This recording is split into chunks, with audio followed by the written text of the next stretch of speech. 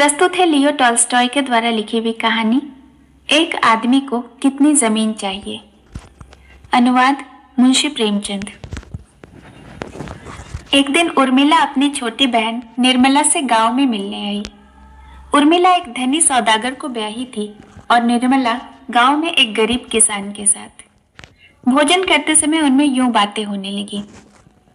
उर्मिला: निर्मला, मुझे गांव में रहना पड़े तो जरा भी जी न लगे। देखो, हम नगर में रहकर कैसे सुंदर वस्त्र पहनती हैं, नाना प्रकार के व्यंजन खाती हैं, नाटक तमाशे देखती हैं, बाग बगीचों में भी सैर करती हैं और सदैव रंगरैलियां मनाती हैं। निर्मला: मुझसे कहती हो, मैं तो कभी तुम्हारे साथ अदला बदली न करूं। माना कि हम मोटा झोटा खाते हैं, लेकिन हमें दिन रात की तो कोई चिंता नहीं घेरे रहती। तुम्हें तो सदैव लगी रहती है। लाभ हानि तो जुड़वा भाई हैं। जो आज राजा है वही कल कंगाल है। यहाँ तो सदैव एक रस रहते हैं। किसान धनवान नहीं बन सकते, लेकिन अन्न वस्त्र की तो उनको कभी कमी नहीं रहती। उर्मिला: अन्न की एक ही कही, तुम तो पशु हो, रीति नीति आचार व्यवहार क्या जानो। कितना ही मरो खपो, तुम और तुम्हारी संतान एक दिन इसी खाद के ढेर पर प्राण त्याग देगी और बस। निर्मला: इससे क्या, मरना तो एक दिन सभी को है। खेती का काम कठिन है, पर हमें किसी का भय नहीं, न किसी के आगे मस्तक झुकाना पड़ता है। नगर में रहते हुए मनुष्य का चित्त चंचल रहता है। क्या जाने कल तुम्हारा पति मध्य सेवी बनकर जुआरी और वैश्यागामी हो जाए। ऐसी बातें आए दिन सुनने में आया करती हैं। मथुरा चारपाई पर पड़ा हुआ यह बातें सुन रहा था। मन में सोचने लगा, मेरी स्त्री कहती तो सच है। हम बालपन से ही खेतों के काम में लगे रहते हैं, हमें कुकर्म करने का ध्यान तक नहीं आता। पर दुख यही है कि हमारे पास कुछ नहीं है। हमारे पास खेत नहीं है। यदि हमारे पास धरती काफी हो जाए तो फिर चांदी ही चांदी है। संयोग से अधर्म भी वहीं बैठा बातें सुन रहा था। मथुरा में धरती की लालसा उत्पन्न होते देख प्रसन्न होकर कहने लगा कि इसी तृष्णा के वश एक दिन इसका सर्वनाश करूंगा। इस गांव के समीप एक जमींदारिनी रहती थी, जिसके पास 200 बीघे भूमि थी। उसने एक बूढ़ा सिपाही कारिंदा रख छोड़ा था। वह कारिंदा आसामियों को बड़ा दुख देता था। मथुरा अपने पशुओं को संभाल संभाल कर रखता था, पर कभी कभी वे उसके खेत खलिहान में चले ही जाते थे। कई बार उसकी और कारिंदे की लड़ाई हुई थी। मथुरा अत्यंत दुखी हो गया था। कुछ दिनों उपरांत यह चर्चा फैली कि बुढ़िया अपनी रियासत बेचती है और गांव का बनिया उसे मोल लेने को तैयार है। गांव वाले डरे कि यदि बनिया मालिक बन गया तो उसके सिपाही कारिंदे से भी अधिक दुख देंगे। उचित यह है कि सब मिलकर रियासत खरीद लें। परंतु अधर्म ने उनमें ऐसी फूट डाली कि वे लोग कुछ निश्चय न कर सके। तब उन्होंने फैसला किया कि लोग अपने अपने नाम से भूमि खरीदें। बुढ़िया इस पर राजी हो गई। एक किसान ने 50 बीघा धरती बुढ़िया से इस शर्त पर मोल ली कि आधा दाम तुरंत दूंगा और आधा 1 वर्ष पीछे। यह सुनकर मथुरा के मन में भी ईर्ष्या उत्पन्न हुई। उसने विचारा कि कुछ भी हो, 40 बीघा धरती अवश्य मोल लेनी चाहिए। 100 रुपये घर में जमा थे, बाकी कुछ अनाज और बैल बेचकर 40 बीघा धरती खरीद ही ली। आधा दाम पहले दे दिया, आधा 2 वर्ष पीछे चुका देने का वचन दिया। मथुरा बड़ा पुरुषार्थी था। खूब मेहनत से खेत जोए बोते, फसल अच्छी लगी। 2 वर्ष के भीतर ऋण भी चुक गया। अब वह अपने खेतों, पशुओं, भूसे, खलिहान, चारंदा को देखकर फूला न समझता। यह खेत वहां पहले भी थे और मथुरा उन्हें नित्य देखा भी करता, परंतु ममत्व हो जाने के कारण उनको देखने में अब कुछ और ही आनंद मिलता था। अब मथुरा के पास अपनी जमीन थी और उसके दिन सुख से कट सकते थे, परंतु पड़ोसी बड़ा दुख देने लगा। कभी कोई खेतों में बैल छोड़ देता, कभी कोई गांव के बालक चारंद में डंगर चराने लगते। पहले पहले तो यह सब वह सहन करता रहा, पर कहां तक करे। उसने विचारा कि यदि इस प्रकार चुप लगाए रहूंगा तो यह चैन न लेने देंगे। आखिर उसने नालिश करके कई मनुष्यों पर दंड लगवा दिया। लोग इससे जलकर और भी दुख देने लगे। एक रात दयाराम ने मथुरा की धरती से सारे वृक्ष कटवा डाले। उसने प्रातःकाल जाकर देखा तो सारे वृक्ष कटे पड़े हैं। आग हो गया। सोचने लगा यह किसकी शरारत है। कोई एकाध वृक्ष काट लेता तो खैर कोई बात न थी, पर इस चांडाल ने तो एक भी वृक्ष न छोड़ा।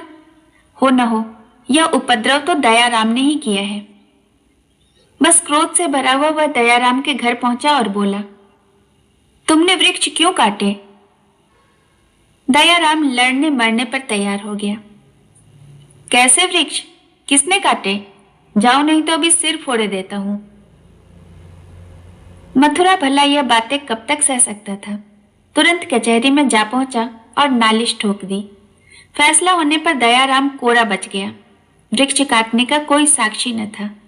मथुरा जल भुनकर हाकिमों को गालियां देने लगा कि तुम चोरों को छोड़ देते हो, तुम स्वयं चोर हो, इत्यादि।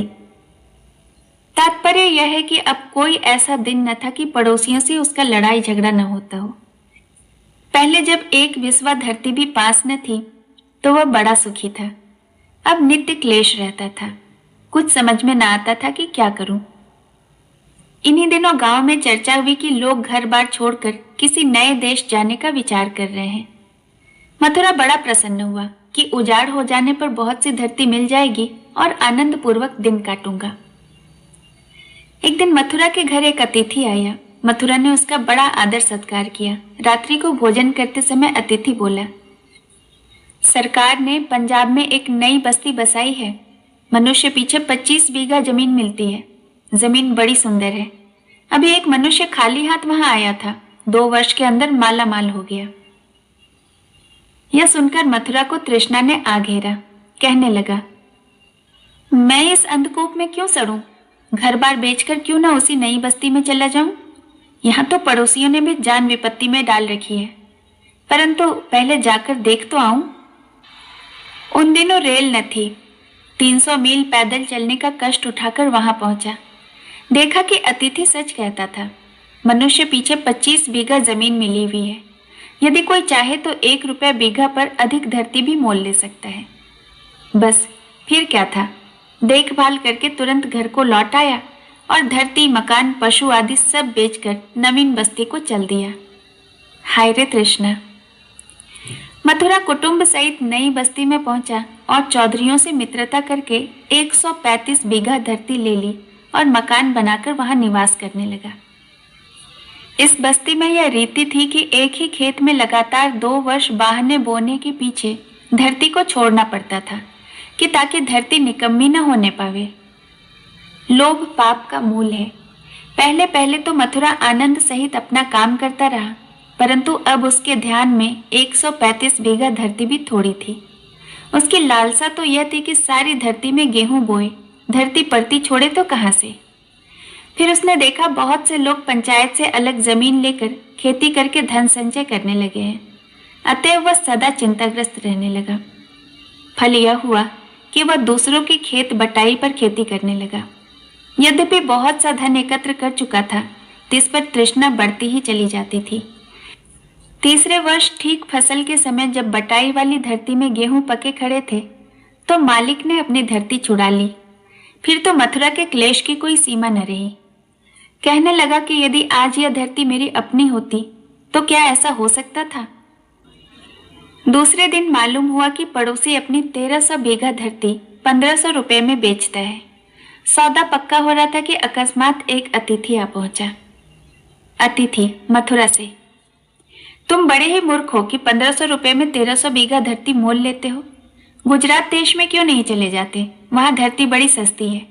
मैंने वहां 1000 रुपए में 13,000 बीघा धरती मोल ली है। वहां का राजा बड़ा सीधा साधा है। बस वहां जाकर उसे प्रसन्न कर लो, जितनी धरती चाहोगे मिल जाएगी। मथुरा ने उसका कहना मान लिया और इस बस्ती में धरती लेने का विचार छोड़ दिया। दूसरे दिन मथुरा कुटुंब को बस्ती में छोड़कर एक नौकर को साथ लेकर 1000 रुपये पल्लू में बांधे गुजरात को चल दिया। 500 मील चलने पर वहां पहुंचकर उसने देखा कि सब लोग डेरों में रहते हैं। न कोई धरती बोता है, न अन्न खाता है। गाय, भैंसे, घोड़े इत्यादि तराई में चरते फिरते हैं। स्त्रियां दूध दोकर मक्खन बना लेती हैं और यही उनकी जीविका है। सब लोग हंसते खेलते गाते बजाते आनंद सहित काल व्यतीत कर रहे हैं। न कोई झगड़ा है, न कोई लड़ाई। सब के सब अनपढ़ और मूर्ख हैं, परंतु कपट का नाम भी नहीं। मथुरा को देखकर वे लोग बड़े आनंदित हुए और बड़ी आव भगत से उनको एक डेरे में ले गए। मथुरा ने उन्हें कुछ भेंट दिए। लोग, महाशय, यहाँ की रीति है कि जो कोई हमें भेंट देता है उसके बदले में हम उसे कुछ अवश्य देते हैं। इस कारण आप बताइए कि आप क्या चाहते हैं। मथुरा, मुझे तो केवल धरती की अभिलाषा है। हमारे देश में बस्ती बढ़ जाने के कारण माता ने फल देना छोड़ दिया है। तुम्हारी धरती अच्छी मालूम होती है। लोग, हाँ हाँ, यह बात तो है। धरती जितनी चाहे ले लो, परंतु हम अपने राजा से तो पूछ लें। इतने में राजा भी वहां आ गया। यह बातें सुनकर मथुरा से कहने लगा, हाँ, जितनी भूमि चाहे ले लो। मथुरा, मैं आपको धन्यवाद देता हूँ। मुझे बहुत तो नहीं चाहिए। हाँ, इतनी बात है कि धरती नाप कर पट्टा लिख दीजिए। मरना जीना बना हुआ है, लिखा पढ़े बिना सौदा के ठीक नहीं होता। आज आप दे दें, कल कहीं आपकी संतान मुझसे धरती छीन ले तो मैं क्या बना लूंगा। राजा, बहुत ठीक, धरती नाप कर पट्टा लिख देंगे। मथुरा, दाम क्या होंगे। राजा, हम एक बात जानते हैं, दूसरी नहीं, बस एक दिन की 1 सहस्त्र मुद्रा। मथुरा, दिन का क्या हिसाब है, मैं समझा नहीं। राजा, भाई साहब, बीघा सीधा हम कुछ नहीं जानते। हम तो एक दिन की 1 सहस्त्र मुद्रा लेते हैं। सूर्योदय से सूर्यास्त तक जितना चक्कर कोई मनुष्य काट ले उतनी ही धरती उसकी हो जाती है। मथुरा, क्या कहा। एक दिन में तो मनुष्य बड़ा भारी चक्कर काट सकता है। राजा, हाँ तो क्या हुआ, परंतु एक बात यह है कि जहां से चलोगे सूर्यास्त के पहले तुम्हें वहां आना पड़ेगा। मथुरा, भला चक्कर का चिन्ह कौन लगाएगा। राजा, तुम एक कुदाल ले जाना और गड्ढे करते जाना, परंतु यह याद रहे कि जहां से चलो सूर्यास्त के पहले वहीं आ जाना। मथुरा, बहुत अच्छा।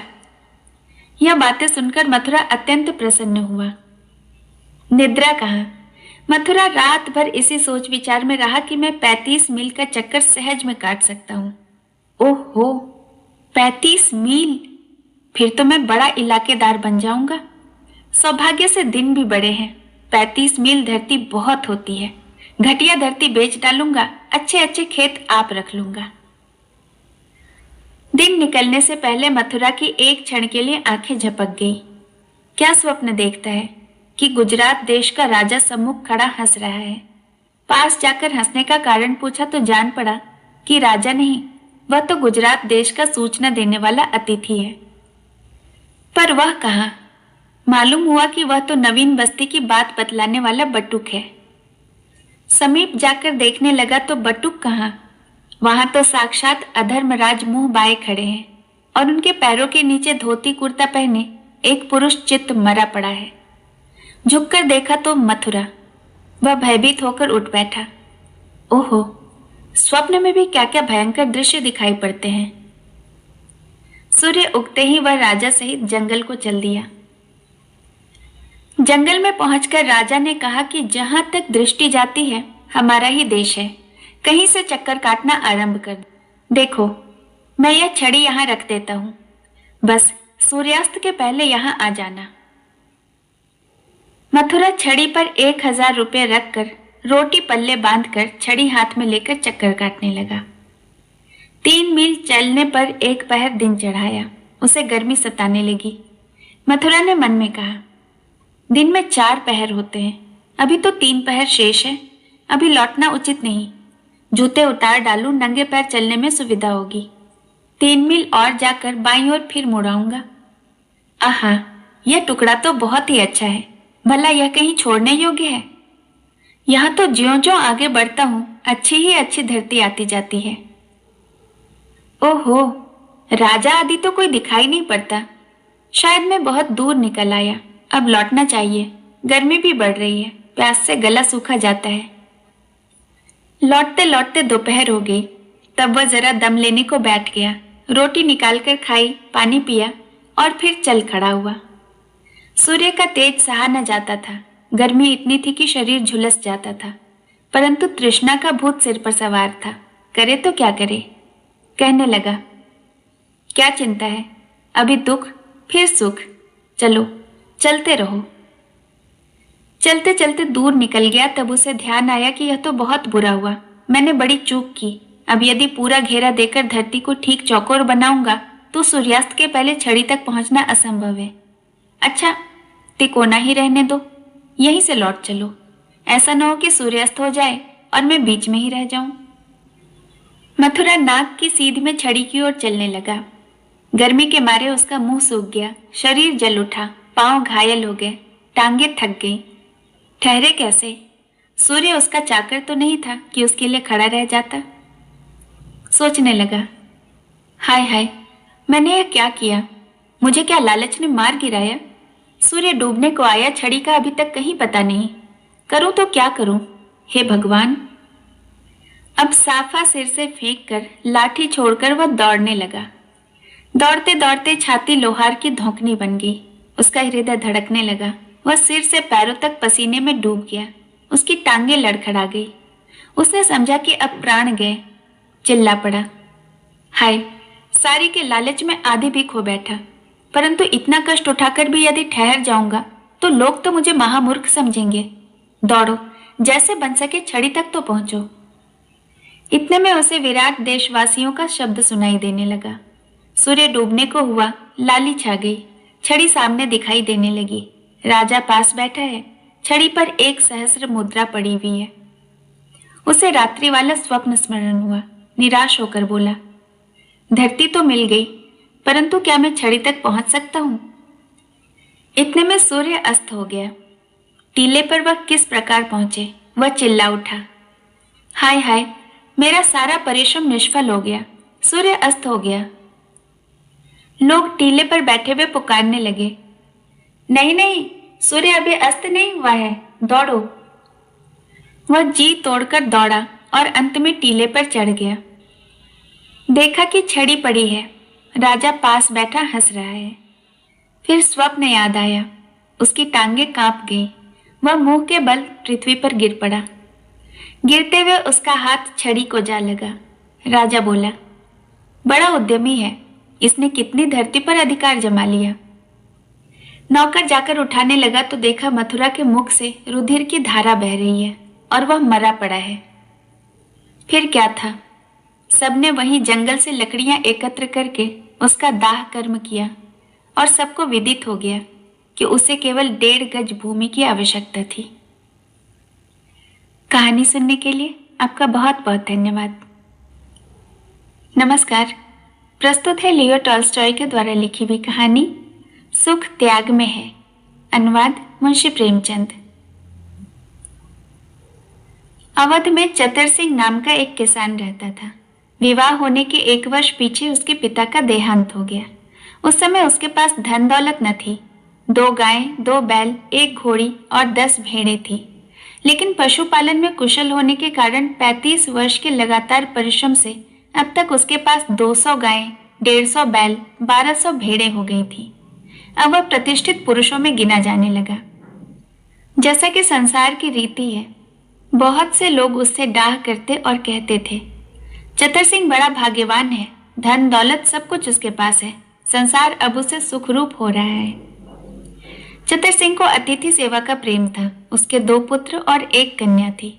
वे सब ब्याहे हुए थे। गरीबी की दशा में तो सब मिलकर काम किया करते थे। धनवान हो जाने पर दशा बिगड़ गई।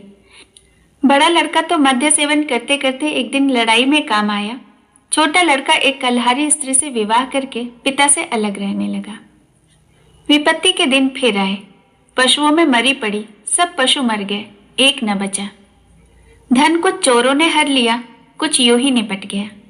यहाँ तक कि चतर सिंह के पास एक कौड़ी न बची। पड़ोसी आनंद सिंह ने तरस खाकर उसे और उसकी स्त्री को अपने घर में नौकर रख लिया।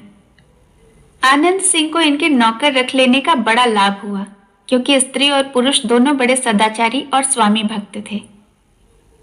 एक दिन आनंद सिंह के घर उसके कुछ संबंधी आए। भोजन करते समय आनंद सिंह ने अपने संबंधी से कहा कि तुमने उस बूढ़े को देखा? संबंधी, क्यों, उस बूढ़े में क्या बात है? आनंद सिंह, वह इस प्रांत में कभी सबसे अधिक मालदार था। उसका नाम चतर सिंह है। संबंधी, हैं? चतर सिंह? मैंने तो उसका नाम सुन रखा था, देखा उसे आज ही है। आनंद सिंह, अब वह इतना कंगाल हो गया है कि उसे नौकरी करनी पड़ रही है। संबंधी, भावी बड़ा प्रबल है, लक्ष्मी स्थिर नहीं रहती। मेरे विचार में चतर सिंह पिछली बात याद करके बहुत दुखी रहता होगा। आनंद सिंह, मुझे कुछ नहीं मालूम, मेरे सामने कभी कुछ नहीं बोलता, चुपके चुपके काम किया जाता है। संबंधी, भला पूछो तो कि क्या हाल है? आनंद सिंह, हाँ पूछ कर देखो। संबंधी, बाबा तुम हमें इस भांति आनंद से गद्दे तकिए पर लेटते नाना प्रकार के व्यंजन खाते देखकर अवश्य दुखी होते होगे, क्योंकि एक समय तो तुम भी बड़े धनी थे। चतर सिंह, अपने दुख सुख का ब्यौरा यदि मैं तुम्हें सुनाऊंगा तो तुम्हें विश्वास नहीं होगा। हाँ, मेरी स्त्री से पूछकर देखो कि वह क्या कहती है, क्योंकि स्त्रियों को अपनी बहन लक्ष्मी से बड़ा प्यार होता है। स्त्री पिछली ओर किवाड़ों की ओट में बैठी थी। संबंधी ने उससे पूछा, माई सत्य कहो कि पहले सुख था कि अब है? स्त्री, सुनिए, मैं और मेरा पति दोनों 50 वर्ष तक यथार्थ सुख को खोजते रहे, पर वह नहीं मिला। जब से इस घर में नौकर हुए हैं तब से कुछ सुख प्राप्त हुआ है। अब हमें किसी बात की अभिलाषा नहीं। सिवाय चतर सिंह के सब उपहास करने लगे। स्त्री, मैं सत्य कहती हूं, हंसी नहीं करती। धनवान होने पर जरा भी सुख न था, पर अब सुख है। संबंधी, क्यों? स्त्री, धन होने पर हम सदैव ऐसे चिंताग्रस्त रहते थे कि परमात्मा को कभी स्मरण नहीं करते थे। आज कोई बड़ा आदमी आ गया, उसकी सेवा में कोई त्रुटि न रह जाए, नहीं तो अपमान होगा। नौकर काम नहीं करते, क्या करें? गायें बहुत है, रात को कहीं कोई बाघ उठा न ले जाए। सदा चोरों का भय रहता था, सारी रात जागते कटती थी। फिर कभी मेरी और मेरे पति की किसी न किसी बात पर लड़ाई भी चल जाती थी। तात्पर्य यह कि कोई क्षण ऐसा न था जब चैन से बैठे हों। संबंधी, अब भला? स्त्री, अब न चिंता है न लड़ाई। अब जब काटा ही न रहा तो पीड़ा क्यों हो? स्वामी का काम किया और छुट्टी हो गई। उधो का लेना न माधो का देना, दुख का अब लेश मात्र भी नहीं। वे सब हंसने लगे। चतर सिंह, यह बात हंसने की नहीं है। मनुष्य जीवन में सत्य वचन तो यही है। धन नष्ट हो जाने पर पहले हम विलाप किया करते थे। जब से ज्ञान चक्षु खुल गए हैं तब से हम मोह के बंधन से छूट गए। संसारी विषय में लिप्त होने से सुख प्राप्त नहीं हो सकता। वहीं एक पंडित भी बैठा हुआ था और बोला, बहुत सत्य है, निस्संदेह सुख त्याग में है, राग में नहीं। धन्यवाद। नमस्कार। प्रस्तुत है लियो टॉल्स्टॉय के द्वारा लिखी हुई कहानी दयालु स्वामी। अनुवाद मुंशी प्रेमचंद। एक समय किसी नगर में एक सदाचारी, दयालु और धनी पुरुष रहता था। उसके बहुत से सेवक थे। एक दिन सब सेवक आपस में बातें करने लगे कि हमारे स्वामी से बढ़कर दूसरा सज्जन आज तक पृथ्वी पर कोई नहीं हुआ। और धनी लोग अपने को देवता मानते हैं, सेवकों को पशु समझते हैं और उन्हें अति कष्ट देते हैं। हमारा स्वामी कभी खोटा वचन मुख से नहीं निकालता, तिस पर पिता के समान हमारा पालन पोषण करता है। हमारे साथ उसका अथाह प्रेम है। ऐसे स्वामी के घर में रहकर हम बहुत सुखी हैं। अधर्म को स्वामी और सेवकों में इस तरह की प्रीति देखकर बहुत दुख हुआ कि संसार में यदि इसी प्रकार स्वामी भक्ति फैल गई तो हमारा तो जगत में से राज्य ही उठ जाएगा। कोई उपद्रव खड़ा करना चाहिए। उसने गोपाल नाम के एक सेवक को अपने वश में कर लिया। कई दिन पीछे जब वह सब सेवक एकत्र होकर फिर स्वामी की बड़ाई करने लगे तो गोपाल बोला, स्वामी की इतनी बड़ाई करना तो हमारी मूर्खता है। जितना काम हम उसका करते हैं, यदि किसी राक्षस का भी करते तो वह भी प्रसन्न हो जाता। हम तो उसके इशारों पर काम करते हैं, उसके हुक्म की राह देखते हैं। हम अगर उसकी कोई आज्ञा न माने तो वह अप्रसन्न हो जाए। हाँ, कोई काम बिगाड़ कर तो देखो कि कैसा दंड मिलता है, एक क्षण में निकाल देगा। काम बिगाड़ने के किसी नौकर ने हामी न भरी। गोपाल ने कहा कि देखो मैं कल क्या तमाशा दिखाता हूं। गोपाल अपने स्वामी की गाय भेड़ चराया करता था। स्वामी गायों का बड़ा प्रेमी था। प्रातःकाल स्वामी अपने मित्रों को जब गाय दिखाने लाया तो गोपाल ने नौकरों को आंख मारी कि देखते रहना क्या होता है। अधर्म भी वृक्ष पर बैठा तमाशा देख रहा था। स्वामी अपने मित्रों को गाय दिखाता फिरता था कि गोपाल ने रेवड़ को डरा दिया और वे इधर उधर भागने लगी। रेवड़ में कजरी आंखों वाला एक बछड़ा बहुत सुंदर था और वह स्वामी को बहुत चाहता था। स्वामी बोला, गोपाल जरा वह बछड़ा तो पकड़ लो, मेरे मित्र उसे देखना चाहते हैं। गोपाल झटपट बछड़े को इस भांति पकड़ा कि उसकी एक टांग टूट गई। अधर्म बड़ा प्रसन्न हुआ कि अब लड़ाई होगी। सेवक भी खड़े देखते रहे कि अब क्या होता है। स्वामी ने बछड़े की दशा देखी तो उसकी आंखों से ज्वाला निकलने लगी। कटु शब्द जिह्वा पर आए, सारे शरीर में रोमांच हो गया। एक क्षण में उसने अंगड़ाई ली और लंबी सांस खींचकर बोला, गोपाल, तुम्हारे स्वामी ने तुम्हें आज्ञा दी थी कि मुझे क्रोधित करो, परंतु मेरा स्वामी तुम्हारे स्वामी से अधिक बलवान है। जाओ, मैं तुम पर क्रोध नहीं करता, वरन तुम्हारे स्वामी को अप्रसन्न करता हूं। तुम्हें दंड का भय है? तुम मेरी नौकरी छोड़ना चाहते हो? मैं तुम्हें नहीं रोकता, जाओ चाहे जहां जाना चाहो। यह लो वस्त्र। यह कहकर दयालु स्वामी अपने मित्र सहित अपने घर लौट गया और अधर्म निराश होकर लोप हो गया। धन्यवाद। नमस्कार। प्रस्तुत है लियो टॉल्स्टॉय के द्वारा लिखी हुई एक कहानी प्रेम में परमेश्वर। अनुवाद मुंशी प्रेमचंद। किसी गांव में मूरत नाम का एक बनिया रहता था। सड़क पर उसकी छोटी सी दुकान थी। वहां रहते उसे बहुत साल हो चुका था, इसलिए वहां के सब निवासियों को भली भांति वह जानता था। वह बड़ा सदाचारी, सत्यवक्ता, व्यावहारिक और सुशील था। जो बात कहता उसे जरूर पूरा करता। कभी ढेले भर भी कम न तौलता और न घी तेल मिलाकर बेचता। चीज अच्छी न होती तो ग्राहक से साफ कह देता, धोखा न देता था। चौथेपन में वह भगवत व भजन का प्रेमी हो गया था। उसके और बालक तो पहले ही मर चुके थे। अंत में 3 साल का बालक छोड़कर उसकी स्त्री भी जाती रही। पहले तो मूरत ने सोचा इसे ननिहाल भेज दूं, पर फिर उसे बालक से प्यार हो गया। वह स्वयं उसका पालन करने लगा। उसके जीवन का आधार अब यही बालक था। इसी के लिए वह रात दिन काम किया करता था। लेकिन शायद संतान का सुख उसके भाग्य में लिखा ही न था। पल पलाकर 20 वर्ष की अवस्था में यह बालक भी यमलोक को सिधार गया। अब मूरत के शोक की कोई सीमा न थी। उसका विश्वास हिल गया। सदैव परमात्मा की निंदा कर वह कहा करता कि परमेश्वर बड़ा निर्दयी और अन्यायी है। मारना बूढ़े को चाहिए था, मार डाला युवक को। यहां तक कि उसने ठाकुर के मंदिर में भी जाना छोड़ दिया। एक दिन उसका पुराना मित्र जो 8 वर्ष से तीर्थ यात्रा को गया हुआ था, उससे मिलने आया। मूरत बोला, मित्र, देखो सर्वनाश हो गया। अब मेरा जीवन अकारत है। मैं नित्य परमात्मा से यही विनती करता हूं कि वह मुझे जल्दी इस मृत्यु लोक से उठा ले। मैं अब किस आशा पर जीऊं? मित्र, मूरत, ऐसा मत कहो। परमेश्वर की इच्छा को हम नहीं जान सकते। वह जो करता है ठीक ही करता है। पुत्र का मर जाना और तुम्हारा जीते रहना विधाता के वश में है, और इसमें कोई दूसरा क्या कर सकता है? तुम्हारे शोक का मूल कारण तो यह है कि तुम अपने सुख में सुख मनाते हो, पराये सुख से सुखी नहीं होते। मूरत, तो मैं क्या करूं? मित्र, परमात्मा की निष्काम भक्ति करने से अंतःकरण शुद्ध होता है। जब सब काम परमेश्वर को अर्पण करके जीवन व्यतीत करोगे तो तुम्हें परम आनंद प्राप्त होगा। मूरत, चित्त को स्थिर करने का तो कोई उपाय बताइए।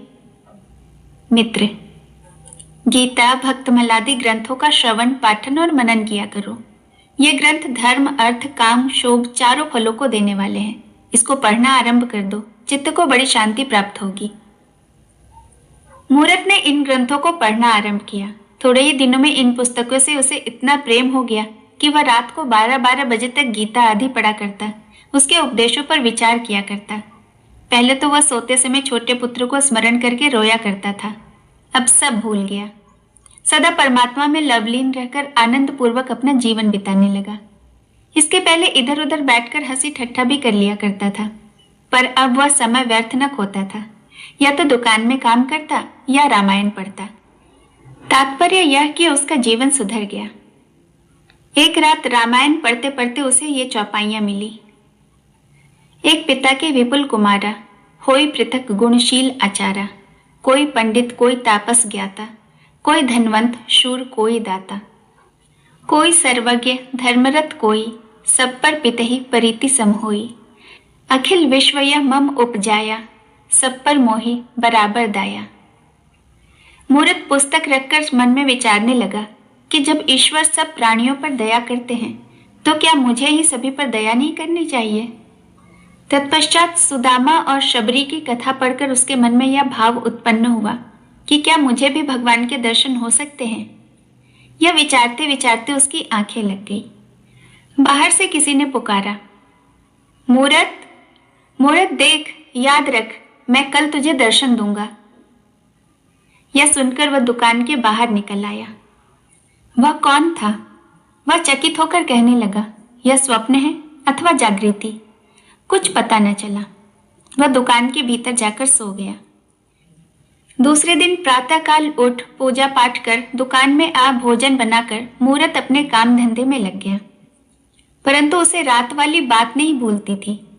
रात्रि को पाला पड़ने के कारण सड़क पर बर्फ के ढेर लग गए थे। मूर्त अपनी धुन में बैठा था। इतने में बर्फ हटाने को कोई कुली आया। मूर्त ने समझा कि कृष्णचंद्र आते हैं। आंखें खोलकर देखा कि बूढ़ा लालू बर्फ हटाने आया है। हंसकर कहने लगा, आवे बूढ़ा लालू और मैं समझू भगवान कृष्ण, वाह रे बुद्धि। लालू बर्फ हटाने लगा। बूढ़ा आदमी था, शीत के कारण बर्फ न हटा सका। थक कर बैठ गया और शीत के मारे कांपने लगा। मूर्त ने सोचा कि लालू को ठंड लग रही है, इसे आग तपा दूं। मूर्त, लालू भैया यहाँ आओ, तुम्हें ठंड सता रही है ना, हाथ सेक लो। लालू दुकान पर आकर धन्यवाद करके हाथ सेकने लगा। मूर्त, भाई कोई चिंता मत करो, बर्फ मैं हटा देता हूं, तुम बूढ़े हो, ऐसा न हो कि ठंड खा जाओ। लालू, तुम क्या किसी की बात देख रहे थे? मूर्त, क्या कहूं, कहते हुए भी लज्जा आती है।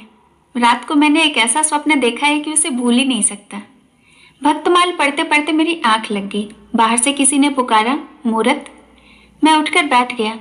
फिर शब्द हुआ, मूर्त मैं तुम्हें दर्शन दूंगा। बाहर जाकर देखता हूं तो वहां कोई नहीं। मैं भक्तमाल में सुदामा और शबरी के चरित्र पढ़कर जान चुका हूं कि भगवान ने प्रेमवश होकर किस प्रकार साधारण जीवों को भी दर्शन दिए हैं। वही अभ्यास बना हुआ है। बैठा कृष्णचंद्र की राह देख रहा था कि तुम आ गए। लालू, जब तुम्हें भगवान से प्रेम है तो अवश्य दर्शन होंगे। तुमने आग न दी होती तो मैं मर ही गया था। मूर्त, वाह भाई लालू, यह बात ही क्या है। इस दुकान को अपना घर समझो, मैं सदैव तुम्हारी सेवा करने को तैयार हूं। लालू धन्यवाद करके चल दिया। उसके पीछे 2 सिपाही आए, उनके पीछे एक किसान आया, फिर एक रोटी वाला आया। सब अपनी राह चले गए। फिर एक स्त्री आई।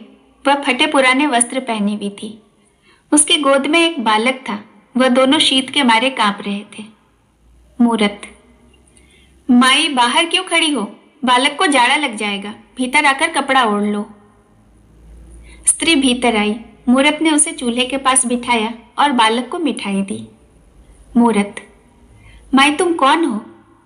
स्त्री, मैं एक सिपाही की स्त्री हूं। 8 महीने से न जाने कर्मचारियों ने मेरे पति को कहां भेज दिया है, कुछ भी पता नहीं। गर्भवती होने पर मैंने एक जगह रसोई का काम करने की नौकरी की थी। जो ही यह बालक उत्पन्न हो गया, उन्होंने इस भय से कि 2 जीवों को अन्न देना पड़ेगा, मुझे निकाल दिया। 3 महीने से मारी मारी फिरती हूँ। कोई टहलने नहीं रखता। जो कुछ पास था सब बेचकर खा गई। इधर साहूकारनी के पास जा रही हूँ, शायद कोई नौकरी में रख ले। मूर्त, तुम्हारे पास कोई ऊनी वस्त्र नहीं है? स्त्री, वस्त्र कहाँ से हो, छदाम भी तो पास नहीं। मूर्त, यह लो, इसे ओढ़ लो। स्त्री, भगवान तुम्हारा भला करे, तुमने बड़ी दया की। बालक शीत के मारे मरा जाता था। मूर्त, मैंने कोई दया नहीं की, श्री कृष्णचंद्र की इच्छा ही ऐसी है। फिर मूर्त ने स्त्री को रात वाला स्वप्न सुनाया। स्त्री, क्या अचरज है, दर्शन होना कोई असंभव तो नहीं? स्त्री के चले जाने पर सेब बेचने वाली आई। उसके सिर पर सेबों की टोकरी थी और पीठ पर अनाज की गठरी। टोकरी धरती पर रखकर खंबे का सहारा लेकर वह विश्राम करने लगी कि एक बालक टोकरी में से सेब उठाकर भाग गया। सेब वाले ने दौड़कर उसे पकड़ लिया और सिर के बाल खींचकर मारने लगी। बालक बोला, मैंने सेब नहीं उठाया। मूरत ने उठकर बालक को छुड़ा दिया। मूरत, माई क्षमा कर, बालक है। सेब वाली, यह बालक बड़ा उत्पाती है, मैं इसे दंड दिए बिना कभी ना छोड़ूंगी। मूरत, जाने दे माई, दया कर, मैं इसे समझा दूंगा, वह ऐसा काम फिर कभी ना करेगा। बुढ़िया ने बालक को छोड़ दिया। वह भागना चाहता था कि सूरत ने उसे रोककर कहा, बुढ़िया से अपना अपराध क्षमा कराओ और प्रतिज्ञा करो कि चोरी कभी ना करोगे। मैंने आप तुम्हें सेब उठाते देखा है, तुमने यह झूठ क्यों कहा? बालक ने रोकर बुढ़िया से अपना अपराध क्षमा करवाया और प्रतिज्ञा की कि फिर कभी झूठ नहीं बोलूंगा। इस पर मूरत ने उसे एक सेब मोल दे दिया। बुढ़िया, वाह क्या कहना है, इस परोपकार से तो तुम गांव के समस्त बालकों का सत्यानाश कर डालोगे। यह अच्छी शिक्षा है, इस तरह तो सभी लड़के शेर हो जाएंगे। मूरत, माँ यह क्या कहती हो? बदला और दंड देना तो मनुष्यों का स्वभाव है, परमात्मा का नहीं, वह दयालु है। यदि इस बालक को एक सेब चुराने का कठिन दंड मिलना उचित है, तो हमको हमारे अनंत पापों का क्या दंड नहीं मिलना चाहिए? माई सुनो, मैं तुम्हें एक कहानी सुनाता हूँ। एक कर्मचारी पर राजा के 10,000 रुपए आते थे। उसके बहुत विनय करने पर राजा ने वह ऋण छोड़ दिया। उस कर्मचारी को भी अपने सेवकों से 100-100 रुपए पाने थे। वह उन्हें बड़ा कष्ट देने लगा। उन्होंने बहुतेरे कहा कि हमारे पास रुपया नहीं है, ऋण कहाँ से चुकावेंगे? कर्मचारी ने एक न सुनी। वे सब जाकर राजा के पास फरियादी हुए। राजा ने उसी दम कर्मचारी को कठिन दंड दिया। तात्पर्य यह कि हम जीवों पर दया नहीं करेंगे तो परमात्मा भी हम पर दया नहीं करेंगे। बुढ़िया, यह सत्य है, परंतु ऐसे बर्ताव से तो बालक बिगड़ जाते हैं। मूरत, कदापि नहीं, बिगड़ते नहीं वरन सुधरते हैं। बुढ़िया टोकरा उठाकर चलने लगी कि उसी बालक ने आकर विनय की, माई दो, यह टोकरा तुम्हारे घर तक मैं पहुंचा जाता हूं। रात्रि होने पर मूरत भोजन करने के बाद गीता पाठ कर रहा था कि उसकी आंख झपकी और उसने यह दृश्य देखा। मूरत, मूरत, मूरत, कौन हो? मैं, लालू। इतना कहकर लालू हंसता हुआ चला गया। फिर आवाज आई, मैं हूं। मूरत देखता है कि दिन वाली स्त्री लोई ओढ़कर बालक को गोद में लिए सम्मुख आकर खड़ी हुई, हंसी और लोप हो गई। फिर शब्द सुनाई दिया, मैं हूं। देखा कि सेब बेचने वाली और बालक हंसते हंसते सामने आए और अंतर ध्यान हो गए। मूरत उठकर बैठ गया। उसे विश्वास हो गया कि कृष्णचंद्र के दर्शन हो गए, क्योंकि प्राणी मात्र पर दया करना ही परमात्मा का दर्शन करना है। कहानी सुनने के लिए आपका बहुत बहुत धन्यवाद। नमस्कार। प्रस्तुत है लियो टॉल्स्टॉय के द्वारा लिखी हुई कहानी राजा दृक्पाल और चंद्रदेव। अनुवाद मुंशी प्रेमचंद। विजयनगर के राजा दृक्पाल ने राजा चंद्रदेव के साथ युद्ध करके उसकी सेना के सहस्त्रों योद्धा मार डाले, गांव जला दिए और स्वयं चंद्रदेव को पकड़कर पिंजरे में कैद कर दिया। रात को चारपाई पर पड़ा हुआ दृक्पाल यह विचार कर रहा था कि चंद्रदेव का किस प्रकार वध करूं कि अकस्मात एक बूढ़ा दिखाई पड़ा। बूढ़ा, तुम चंद्रदेव का वध करने का विचार कर रहे हो? दृक्पाल, हाँ बात तो यही है, परंतु अभी मैंने कुछ निश्चय नहीं किया है। बूढ़ा, परंतु तुम तो स्वयं चंद्रदेव हो। दृक्पाल, झूठ, मैं और चंद्रदेव? बूढ़ा, तुम और चंद्रदेव एक हो। चंद्रदेव को जो तुम अपने से भिन्न मानते हो यह केवल तुम्हारी भूल है। दृक्पाल, आप कहते क्या हैं? मैं यहाँ कोमल बिछौने पर पड़ा हूँ, दास दासी मेरी सेवा में लगे हैं। आज की भांति कल मैं अपने मित्र के संग प्रीति भोजन करूंगा और चंद्रदेव तो पक्षी की तरह पिंजरे में बंद है। कल वह कुत्तों से फड़वा दिया जाएगा। बूढ़ा, उसकी आत्मा का तो नाश नहीं कर सकते। दिक्पाल, वाह वाह, 14,000 योद्धा मारकर ढेर कैसे लगा दिया। मैं जीता हूं, वे मर गए। क्या इससे यह सिद्ध नहीं होता कि मैं आत्मा को नष्ट कर सकता हूं? बूढ़ा, आप किस तरह जानते कि वे मर गए? दिक्पाल, इसलिए कि वे दिखाई नहीं देते। इस पर एक बात यह है कि उन्हें कष्ट हुआ और मुझे राज्य मिला। बूढ़ा, यह भी आपको भ्रम हुआ है। आपने उन्हें कष्ट नहीं दिया, वरन अपने आप को कष्ट दिया है। दिक्पाल, मैं आपकी बात नहीं समझा। बूढ़ा, आपको समझने की इच्छा है? हाँ, इच्छा है। अच्छा तो आओ उस तालाब पर चलें। तालाब पर पहुंचकर बूढ़े ने कहा कि वस्त्र उतारकर इस तालाब में उतर जाओ। जो ही मैं तुम्हारे सिर पर पानी डालने लगूं, तुम तालाब में गोता लगाना। राजा दिक्पाल ने वैसा ही किया। गोता लगाते ही उसने देखा कि मैं राजा दिक्पाल नहीं, कोई और हूं। पास एक सुंदर स्त्री लेटी हुई है। यद्यपि इस स्त्री को उसने पहले कभी नहीं देखा था, फिर भी उसे वह अपनी रानी समझ रहा था। स्त्री, प्यारे प्राणपति, कल की थकान के कारण आपको सोते सोते देर हो गई। मैंने आपको जगाया नहीं। अब आप उठिए, वस्त्र पहनकर दरबार में जाइए। राजे महाराजे आपकी राह देख रहे हैं। राजा दिक्पाल अपने को चंद्रदेव समझकर तुरंत उठकर दरबार में चला। वहां राजे महाराजे चंद्रदेव को देखकर अति प्रसन्न हुए और प्रणाम करके बोले, महाराज, हमको दिक्पाल बड़ा दुख दे रहा है। यह अपमान अब नहीं सहा जाता। आज्ञा दीजिए कि युद्ध की दुदुंदी बजाई जाए। चंद्रदेव, नहीं, पहले दूत भेजकर दिक्पाल को समझाना उचित है। दूत भेजकर आप शिकार खेलने को चल दिया और वहां जाकर जंगल में 2 सिंह मार कर लाया। फिर महल में जाकर उसने भोजन किया और रात्रि को रानी के साथ विहार करता रहा। अब इस प्रकार सदैव वह राजकाज करके मृगया करने जाता, रात्रि को महल में आकर रानी के साथ विहार करता। महीनों बीत गए। इतने में उसके दूत लौटकर आए, पर उनके नाक कान कटे हुए थे। राजा दिक्पाल ने कहलाया था कि दूतों की जो गति हुई है वही चंद्रदेव की भी होगी, अगर उसने सोना चांदी का कर न दिया। चंद्रदेव, जो असल में दिक्पाल ही है, ने मंत्रियों को एकत्र करके आज्ञा दी कि चतुरांगिनी सेना सजाकर युद्ध की तैयारी करो, मैं स्वयं संग्राम करूंगा।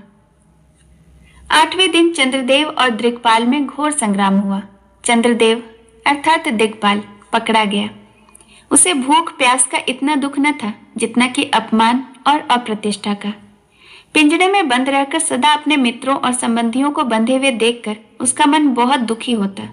नित्य यही विचार करता कि शत्रु को किस प्रकार मारूं। यहाँ तक कि जब अपनी रानी के हाथ पांव बंधे देखे और जाना कि दिक्पाल के पास वह उसे ले जा रहे हैं, तो वह क्रोध से जल उठा। वह चाहता था कि पिंजड़ा तोड़कर वह बाहर निकल जाए, परंतु वह बेसुध होकर अंदर ही गिर पड़ा। इतने में वधिकों ने आकर उसकी मुस्कें कस ली और उसे फांसी पर ले चले। चंद्रदेव रो रो कर कहने लगा, मुझे मत मारो, मुझ पर दया करो। परंतु किसी ने न सुनी। फांसी पर लटकने को ही था कि उसे ध्यान आया, ओहो, यह तो मेरा भ्रम है। मैं तो दिक्पाल हूं, यह तो स्वप्न है। वह जोर मारकर सिर बाहर निकालना ही चाहता था कि फिर सो गया और देखा कि मैं पशु बन गया हूं। अब वह पशु बनकर जंगल में चरने लगा। बच्चे उसका दूध पीने लगे। तब दिक्पाल ने समझा कि मैं हिरनी बन गया, परंतु इस अवस्था में मन बड़ा सुख मना रहा था। इतने में किसी शिकारी ने बच्चे को गोली मारी। बच्चा फिर गिर पड़ा और एक भयानक मनुष्य ने आकर उसका सिर काट डाला। दिक्पाल ने भय से चौंक कर सिर बाहर निकाला तो देखा कि बूढ़ा पास खड़ा है और वहां कुछ भी नहीं। दिक्पाल, ओहो, मैंने कितने साल पर्यंत कष्ट भोगा, मैं कुछ वर्णन नहीं कर सकता। बूढ़ा, अभी तो आपने सिर डुबोया था, मेरा तो लोटा भी खाली नहीं हुआ। आप कहते हैं कि चिरकाल तक आपने दुख भोगा। विचारो कि चंद्रदेव और जिन योद्धाओं और पशुओं को तुमने मारा है, वे सब वास्तव में तुम ही हो। तुम यह समझ रहे हो कि आत्मा केवल तुम ही में है, परंतु मैंने तुम्हारा चोला बदलकर यह दिखला दिया कि दूसरे को कष्ट देने से वास्तव में तुम अपने आप को ही कष्ट देते हो। आत्मा एक है और सर्वत्र व्यापक है। उसी का एक अंश तुम में है। उस अंश को शुद्ध करना तुम्हारे वश में है। सबको अपनी आत्मा समझकर उनके साथ प्रेम करने से तुम्हारी आत्मा शुद्ध हो जाएगी। दूसरों को दुख देकर निज आत्मा को पालन करने से तुम्हारी आत्मा भ्रष्ट हो जाएगी। आत्मा अविनाशी है।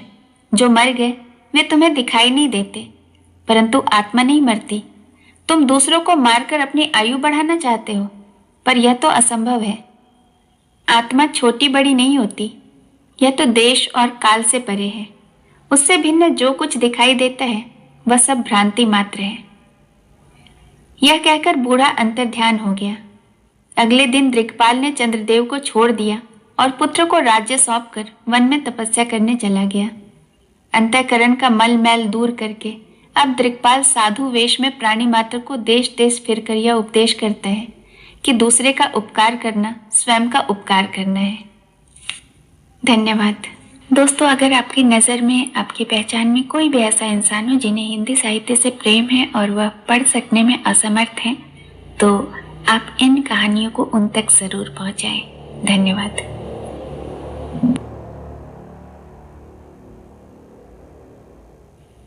नमस्कार।